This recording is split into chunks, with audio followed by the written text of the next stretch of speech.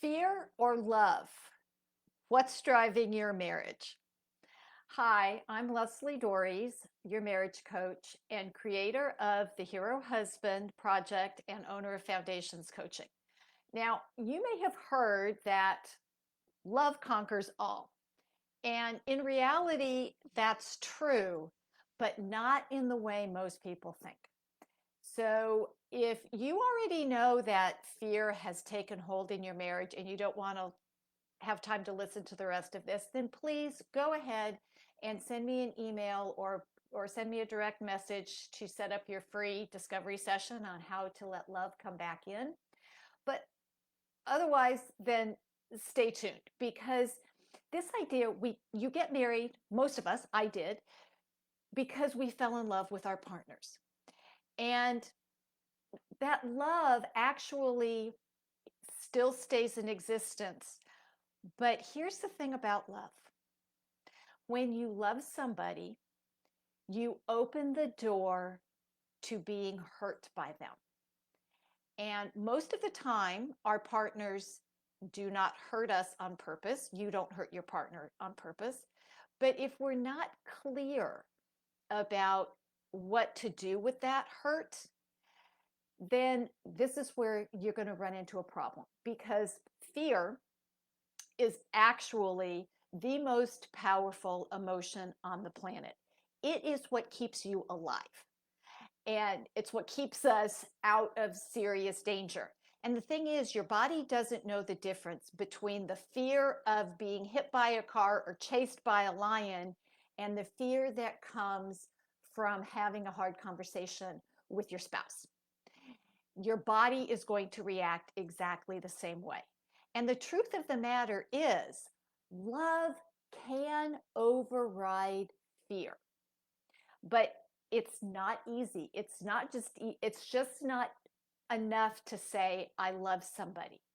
I actually have to be brave enough to go in to the arena, as Brene Brown likes to say, and put myself out there, knowing that my partner or the person that I love has the capacity to hurt me.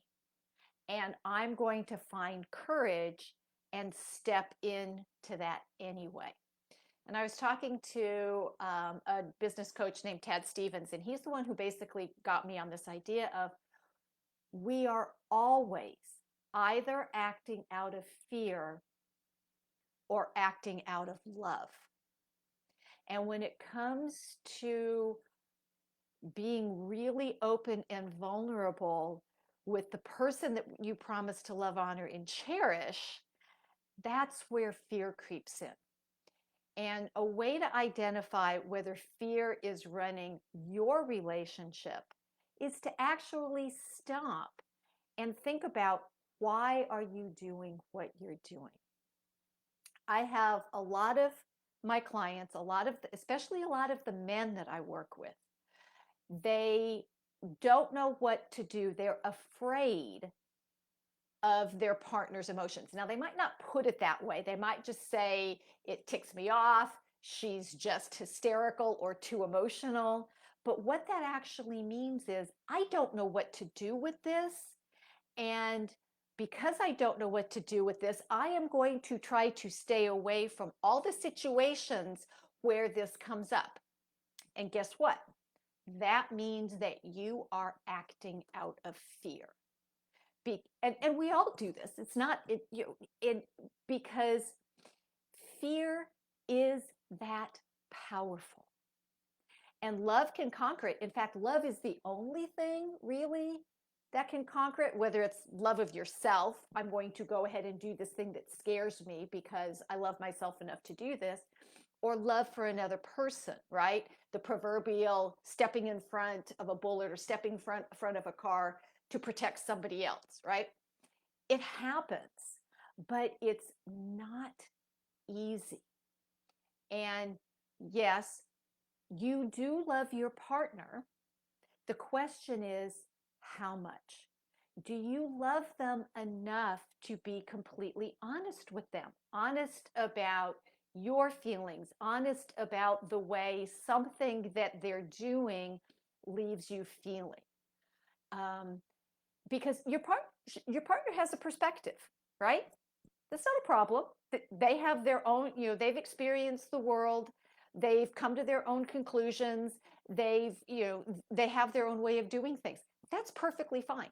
It's just different from the way that you do it. And if you don't have a way, or if you're afraid to talk about that, if you're afraid to say, hey, that doesn't work for me, then your partner's going to go ahead and keep doing what they're doing. You're going to keep not liking it, but not having enough courage, enough love for yourself to step up and say to them, yo, wait a minute, this isn't going to work. I mean, I remember years ago, I have a hot, fast temper. I get angry easily. And for a long part of my life, I was really angry about a lot of things, not about my husband, but about a lot of other things. And so when I would get angry, everybody better take cover, right? And my husband, out of love for both himself and actually out of his love for me, said to me, when you get upset, could you please handle it differently? And from that day until now, I work on this every single day. It's not that I don't get angry or upset anymore. I do. And sometimes I don't handle it well. But most of the time, I do because I love him and I love our marriage. And I've actually started to learn to love myself about that too, that it's not because when my behavior is inappropriate, when my behavior is not productive for my life and my marriage, I need somebody to say, yo, Leslie, stop that. Right. Um, and that's love, right? This is the proverbial tough love that we talk about. I'm saying this to you. It's why there are interventions with addicts. It's from coming from a place of love. I love you. I want you to stop this harmful behavior. I love you, but this doesn't work for me. And it's scary to do that because my husband did not know how I was going to react when he made that request. Now, he's a very smart man and he timed it very, very well, right? He timed it to a time when I was receptive to it, but yeah, not in the middle of an angry tirade, because then I wouldn't have been receptive to it. But he took the step, and there have been times when I've taken the step with him, because this is what love is, right? This is the love that conquers all. This is the love that drives your marriage and your relationship. And that doesn't mean that sometimes if we have to have a hard conversation, it's like, oh my gosh, I don't want to do this.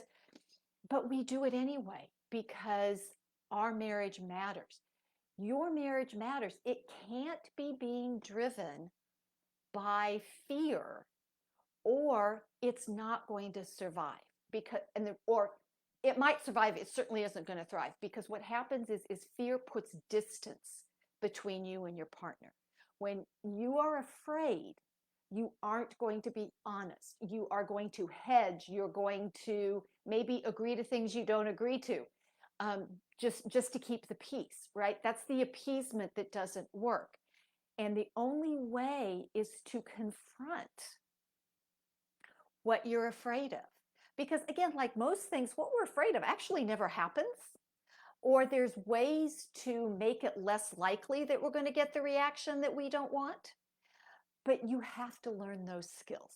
So if you really want to learn how to do this better, then I would really like to help.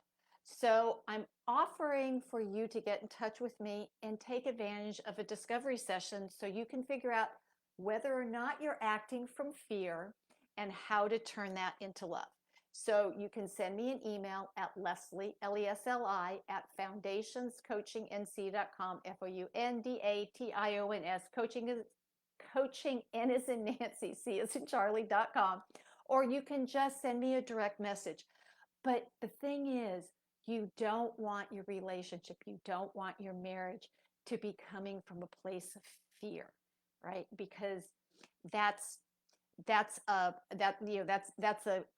contracting emotion, where if you can come at it from love, that's expanding. So hopefully you found this helpful, and until next week, stay loving.